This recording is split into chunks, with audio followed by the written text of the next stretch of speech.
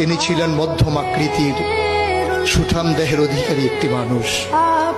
তার চুলগুলো ছিল ঘাড় পর্যন্ত প্রলম্বিত, হালকা হালকা কোঁকড়ানো। তিনি যখন চুলের ভিতরে তৈল দিয়ে আছড়াতেন মনে হতো মৃদুমন্দ ঢেউ দেখা যায়। তার কপাল ছিল চওড়া, ভ্রুগুলো ছিল জোড়া ভ্রু, ধনুকের মতো বাঁকা। চোখের পাতাগুলো ছিল ফুটন্ত গোলাপের গোলাপি রঙের এক একটি পাপড়ির মতো। তিনি কখনো বা যখন চোখের পলক ফেলতেন মনে হতো মৃদুমন্দ বাতাসে গোলাপ পাপড়ি যেন দোল খাচ্ছে। তার চোখের সাদা অংশ ছিল রক্তিমাভ সাদা, কালো অংশ ছিল কৃষ্ণ কালো। তার নাকটা ছিল খাড়া, নাকের ছিদ্রগুলো ছিল ছোট ছোট।